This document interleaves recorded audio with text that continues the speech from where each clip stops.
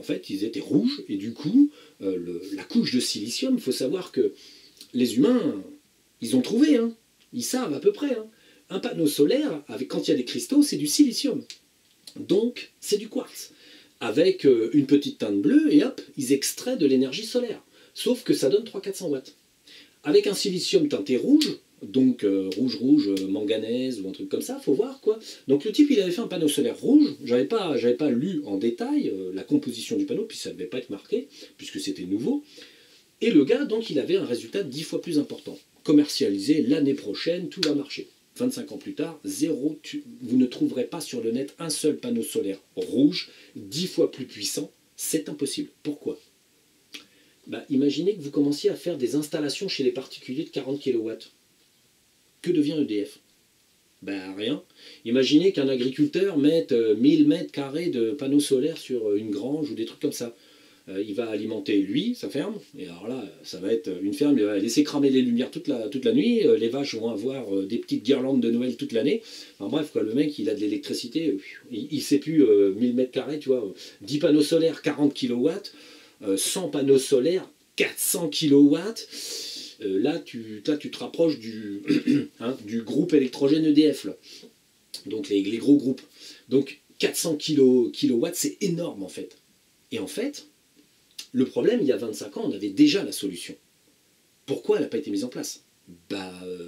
C'est comme le moteur, c'est comme les moteurs qui tourneraient plus ou moins à l'eau, à l'hydrogène. C'est comme les principes de petites boîtes à hydrogène qui font de l'électricité. C'était disponible il y a 20 ans. Hein. Mais bon, là, à l'heure actuelle, c'est disponible que dalle. Et pour achever le tout, faut savoir que si par contre, il y a 10 ans, on avait fait des panneaux solaires rouges, à l'heure actuelle, en France, les centrales nucléaires seraient éteintes. On aurait tourné le bouton, on aurait éteint, on aurait commencé à démonter. Hein, ça serait terminé. Tout le monde pourrait avoir des petits panneaux solaires, parce que le panneau solaire bleu, qui est vendu une fortune et qui en coûte pas du tout, hein, c'est vraiment de la merde, ça coûte rien du tout. En Chine, fabriquer 5 € le mètre carré, quoi. Les panneaux solaires rouges, c'était le même prix. Donc, les gens auraient pu se payer, les communes, les gens, en fait, tout le monde aurait pu se payer, il y a 25 ans, l'autonomie énergétique. Mais en fait, le problème, c'est qui ratisse le pognon? Bah, plus personne. Que serait devenu EDF? Bah, elle aurait fermé. Donc, en fait, non. Bah non. Pas de panneaux solaires rouges, parce que vous allez ruiner EDF. Et là, pour achever les panneaux solaires, il y a, là, vous pouvez encore regarder sur Internet, c'est encore disponible et ça va bientôt disparaître. Il y a un chercheur qui a trouvé un panneau solaire 1000 fois plus puissant. C'est pas 100, c'est 1000. Et c'est pas 10 000, mais c'est 1000. Donc, panneau solaire, 1000 fois plus puissant. Donc, le problème, c'est que là, 300-400 watts, on passe à... donc, le gars, attendez, hein, parce qu'il faut faire les petits zéros. Donc, le gars, il est à 300 watts. Donc, là, il est 10 fois plus puissant. Là, il est 100 fois plus puissant. Et là, il est 1000 fois plus puissant. Donc, je suis à 1000. Donc, le mec, il fait du 300 000 watts. 300 000 watts, donc on est à 300 000 watts, donc 300 kilos. On est à 300 kilos, ça équivaudrait à 100 mètres carrés de panneaux solaires 10 fois plus puissants, et ça équivaut à, je ne sais plus combien, on ne comptera pas. Donc le truc, c'est que le gars, là, il vient de... J'ai regardé un petit peu, je me suis intéressé quand même, je me suis dit, tiens, c'est marrant, encore un que son invention ne va pas sortir. Bon, qu'est-ce que c'est que son panneau solaire, au gars? En gros, l'explication, c'est qu'il a fait un panneau solaire en 3 couches, et que chaque couche contient une différente composante avec du silicium et autre chose. Et en fait, c'est le côté Atlante de l'énergie. C'est le système Atlante. Les Atlantes, en fait, utilisaient donc 4 cristaux, comme je disais, le système des 4 cristaux, 4 cristaux qui baignent dans de l'eau. L'eau, en fait, par induction, remontait le long des cristaux et, en fait, et ensuite était conduite. 4 cristaux avec 4 teintes, 4 teintes minéraux-métalliques différentes. Là, le gars, avec ses panneaux solaires, c'est exactement la même chose. Il a 3 couches qui vont capter différentes fréquences solaires. Alors, le captage, c'est de l'induction aussi. C'est la même chose.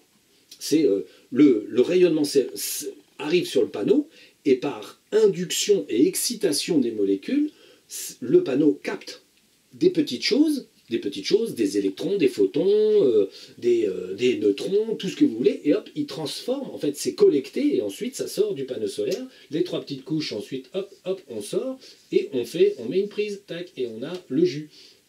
Bon là c'est du courant continu, parce que ça est distribué comme ça, après on peut le transformer, c'est pas le problème. Mais lui, il a inventé un panneau solaire qui est 1000 fois plus puissant. Ça, c'est tombé il y a 1 mois et demi, 2 mois. J'ai réussi à trouver un article qui en parlait, qui parlait donc de sa composition, là, il y a 3 semaines, 1 mois, mais il faut être clair. Il n'est pas question que le panneau solaire qu'il a fait sorte. Le gars, il va continuer ses expériences, ensuite les francs-maçons, les Illuminati vont lui dire ouais, c'est super tes recherches là, on t'achète le brevet, alors toi tu as un laboratoire là, le gars ils vont lui proposer, ils vont lui dire écoute tu vas bosser pour nous, et puis tu vas fermer ta gueule surtout, et tu vas bosser pour nous, et si tu vas bosser pour nous, tu glisses sur une savonnette. C'est le choix, où on tue ta femme, tes gosses, tout ça quoi, parce que bon, ils sont pas à ça près.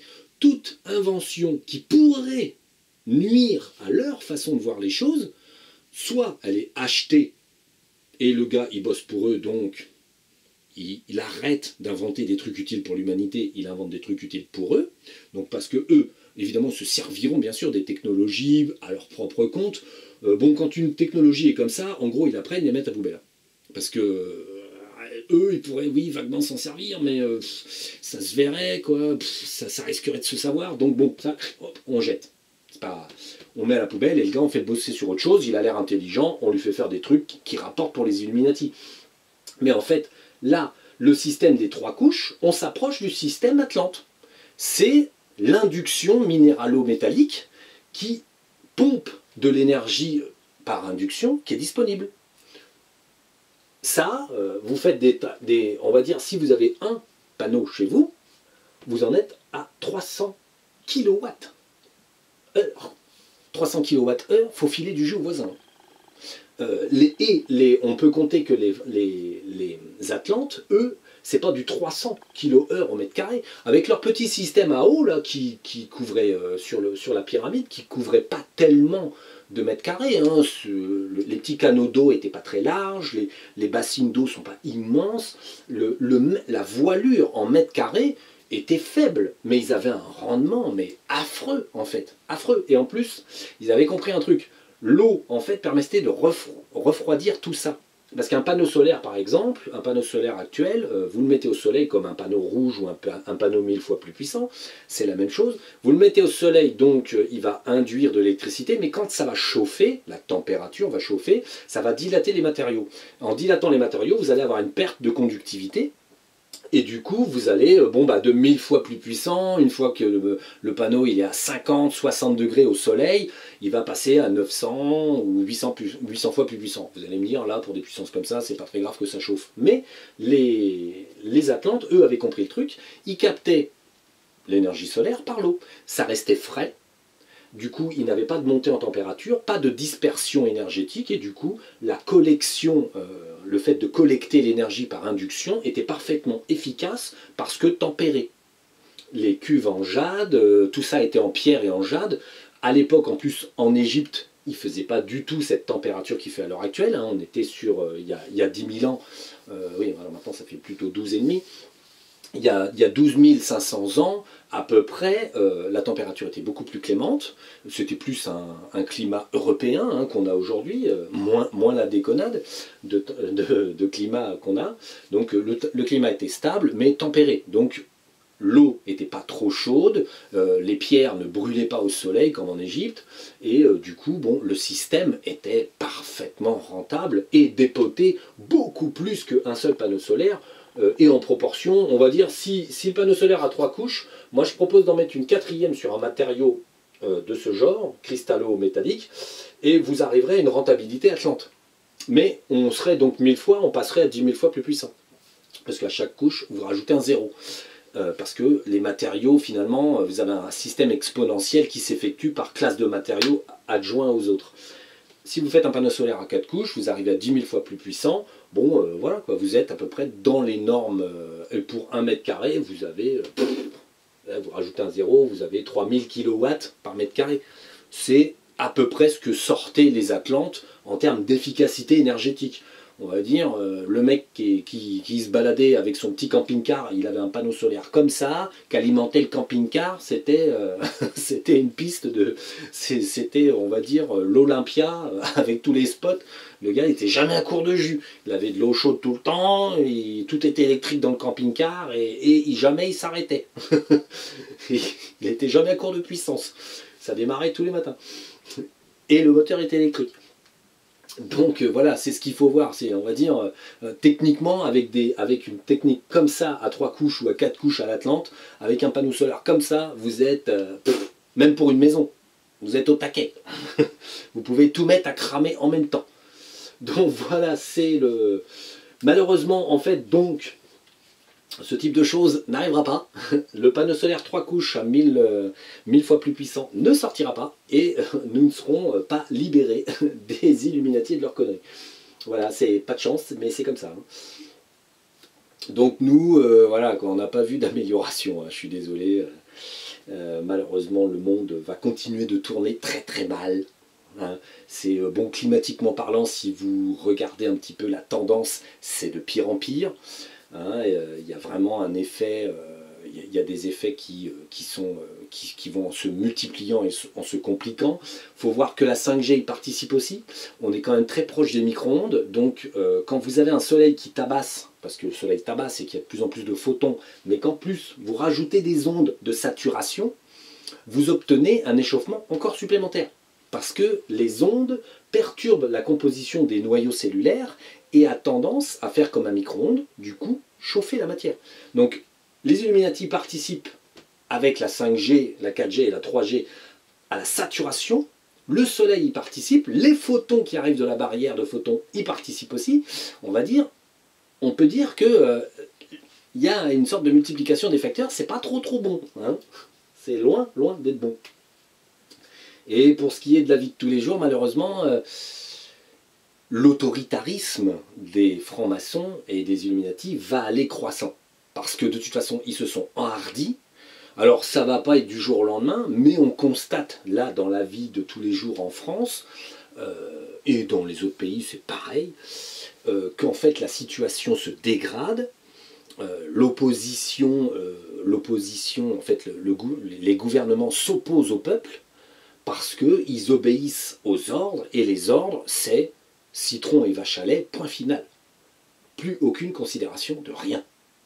Les progrès de la médecine qui devraient être disponibles sont tous amoindris par le fait qu'il n'est pas question de soigner les vaches et les citrons. Voilà quoi, on est dans une situation où l'inhumanité de ces gens-là, parce qu'ils sont bourrés de dédés, prend le dessus sur le groupe, et le groupe, on va dire le groupe des humains, quelque part n'a pas tellement envie de monter au créneau et de faire la guerre, parce que tout simplement, la conscience doit à peu près savoir que tout a une fin. Les gens ont l'air de finalement laisser glisser par lassitude. Et en fait, je pense que c'est dû au fait, comme je l'avais expliqué, le fait que la source est limitée. Certaines choses au niveau vibratoire et l'écho des événements, la protection pour que les gens ne soient pas conscients que c'est la fin, en fait, a tendance aussi à décourager les gens de changer quelque chose. Dans le sens où ils n'ont pas envie de discuter, ils n'ont pas envie de se battre. Moi, perso, je suis plutôt très réactif, mais bon, je ne fais pas de choses. Je ne veux pas concentrer certaines choses sur moi. Je préfère rester en gros dans l'anonymat. Hein. Mes vidéos n'intéressent que certaines personnes, ne servent fondamentalement à rien, dans le sens où je ne change pas le monde, mais en fait, ça informe ceux qui doivent savoir, et ça ouvre les petites veines du cerveau de certaines personnes. Voilà, c'est là que c'est pour ça. C'est bon. Nassim Araméen, c'est un jardinier, c'est un aide jardinier de la terre. Il n'y a pas grande différence entre aide et jardinier, mais il est plein d'espoir. Bon, on sent quand même qu'il a compris certaines choses, que ça avançait un peu du mauvais côté. Hein. Il qualifie son pays, enfin, il qualifie les États-Unis, il dit qu'il faudrait arrêter de vendre des armes, ça irait mieux. Bon, bah oui, il a raison, hein, mais bon, malheureusement, il n'est pas aux commandes, quoi. Donc voilà, on va faire la fin de la vidéo, il n'y a pas grand-chose d'autre à dire. Bon, le problème, c'est que les gens conscients devront continuer de subir, on va dire, le destin de base, de masse, que la source distribue.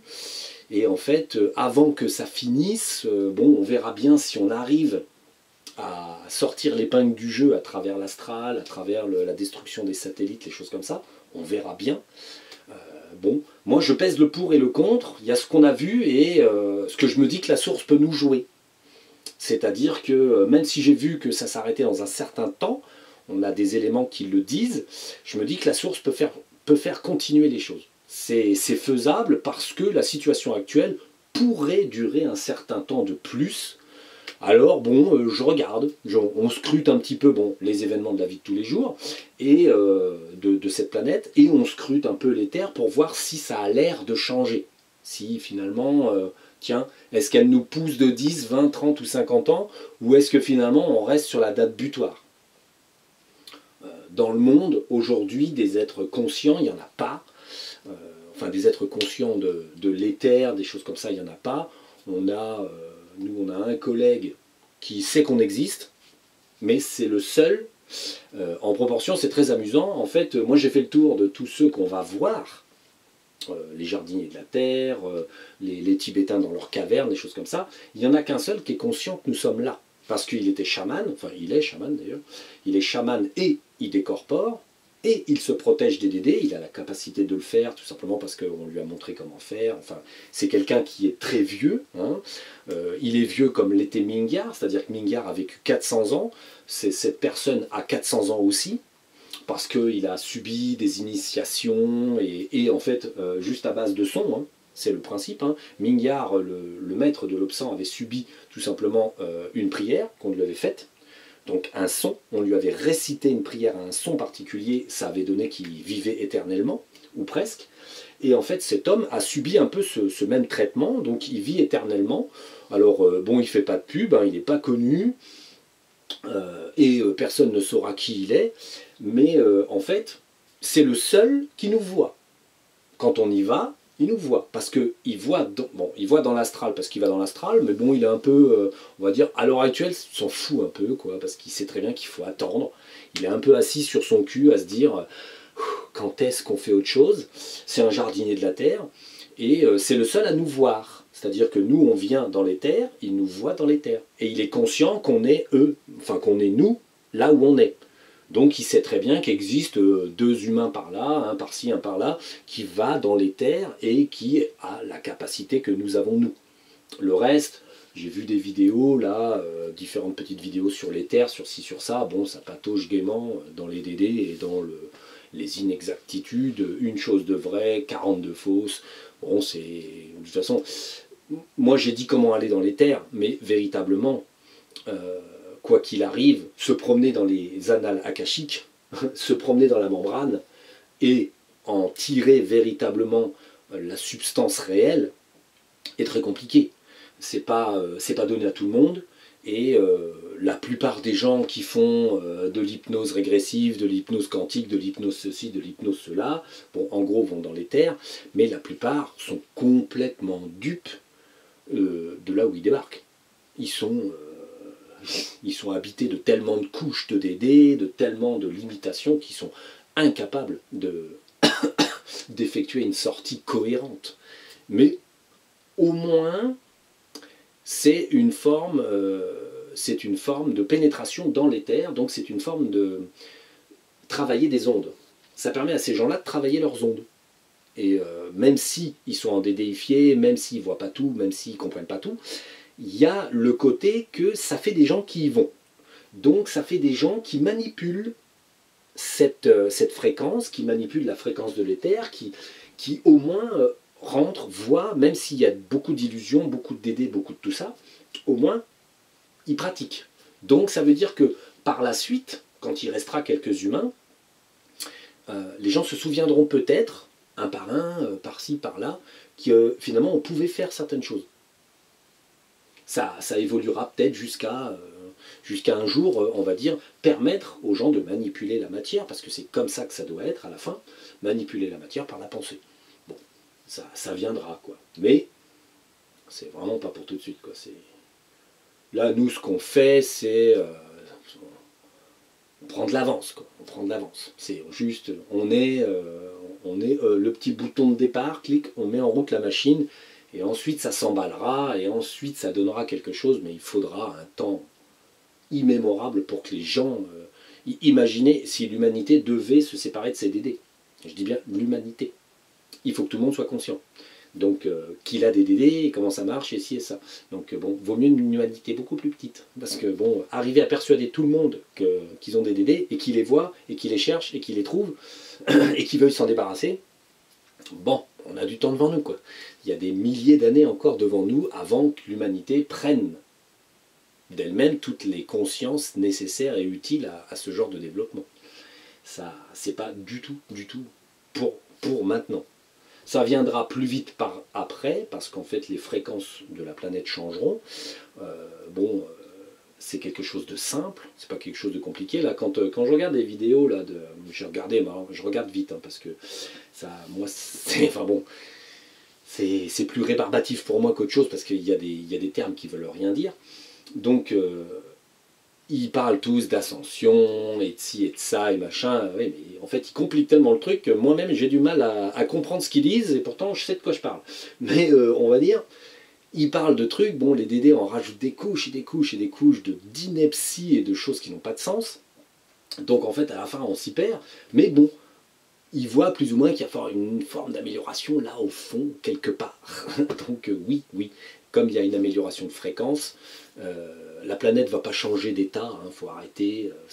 Il y en a qui voient l'Atlantide sur plusieurs plans, rien du tout. L'Atlantide est en 3D, il faut arrêter, c'est pareil, quoi. Et les DD les emmènent dans des concepts qui sont complètement illusoires. Donc bon, c'est embêtant parce que finalement ça discrédite. Hein. Ça discrédite ce que je fais, dans le sens où en fait, moi je fais pas de séance où je fais voir ma tête et puis que je réponds bêtement à tout un tas d'âneries. Donc ça discrédite ce que je fais tout simplement parce que l'hypnose, le problème est un sujet de stupidité en fait. Si des gens intelligents abordent l'hypnose, ils vont regarder, ils vont dire ouais t'es gentil mais attends, avec tous les débiles qui racontent n'importe quoi, toi forcément t'es un débile de plus. Donc bon, c'est difficile d'arriver à expliquer aux gens qu'il faut d'abord suivre un protocole de nettoyage et suivre un protocole de sécurité tant qu'à certains propos.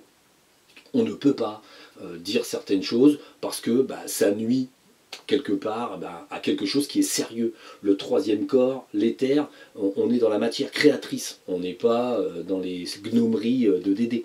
Donc bon, c'est dommage parce que du coup ça donne des mauvaises images de l'éther et des possibilités aussi. Et les gens qui font de l'éther devraient commencer par le b.a.-ba, devraient s'informer avec mes vidéos du protocole de nettoyage et de mise en place de points de sécurité. Déjà, s'ils essayaient de rester dans du b.a.-ba, les petits dragons, la lumière, le nettoyage et tout ci et tout ça, ils auraient déjà un boulot phénoménal, au lieu d'essayer d'aborder des sujets compliqués comme les pyramides, l'Atlantide, le passé, les massifs, les machins.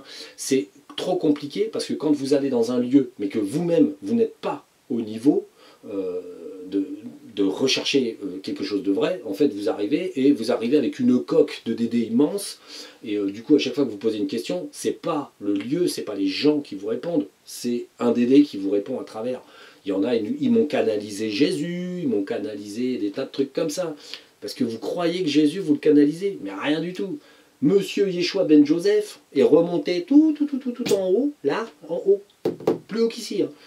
Et en fait, il est à Patra XXL, il répond pas, hein. Il répond pas au téléphone. Nous, on va le voir parce qu'on y monte, mais lui, il répond pas au téléphone. Hein. À Patra, il y a une limite, hein, une sorte de limite. Là, c'est Patra, là, c'est l'éther. Il y a une limite. Ceux qui sont à Patra ne répondent pas. Ils sont indisponibles. Ils sont en vacances. Ils sont en vacances de l'humanité et de ses vicissitudes. Donc, Yeshua ben Joseph, il répond pas. Rien, que dalle. Et vous voulez même une information, quoi. Parce que je m'amusais avec les petits gars, avec les trésors les trésors des Illuminati, soi-disant sous la tour carrée. Là, l'Atlantide avait laissé quelque chose sous la tour carrée de Versailles. Vous voulez que je vous dise, Jésus est mort en France. Bon, et d'abord, Marie Magdalena, son épouse, est morte en France. Lui habitait à Paris, mais à Paris d'il y a 2000 ans, hein, donc c'était peut-être encore Lutèce, on va savoir, ou peut-être pas, mais on était déjà à Parisis ou un truc comme ça. En fait, il était herboriste et quand sa femme est morte, il a été l'enterrer pas loin du centre de Paris. Alors Paris c'était tout petit, hein, c'était un mouchoir dans un mouchoir. À cette époque-là, ça devait faire 1 kilomètre de long, 1 kilomètre de large. Hein. Ça c'était Paris.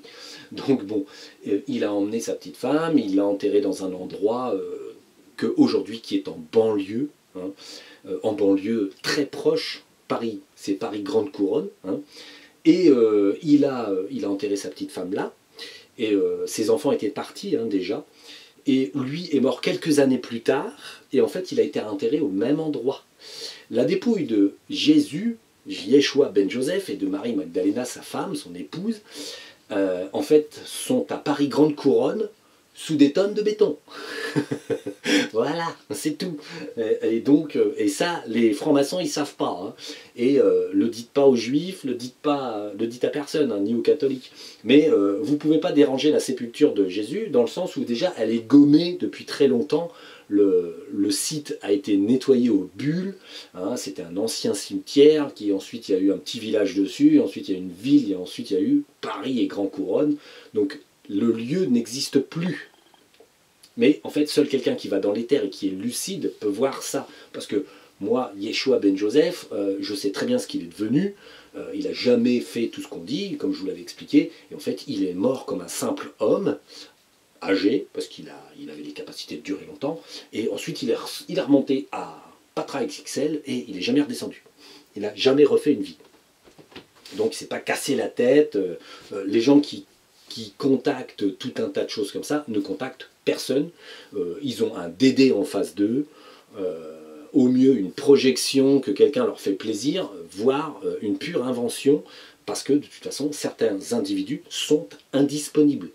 Si vous essayez d'avoir le sans rend pas pareil au téléphone dans les terres, vous faites pas chier, il ne descendra pas. Il y a tout un tas de monde comme ça ne descend pas. C'est faux, ça ne descendra jamais. Ceux qui sont au-dessus d'un certain niveau ne se cassent pas la tête avec l'humanité. Ils ont œuvré, ils sont en vacances, entre guillemets, même si c'est des vacances forcées, ils sont en vacances. Ils n'ont pas le droit d'interférer et d'intervenir.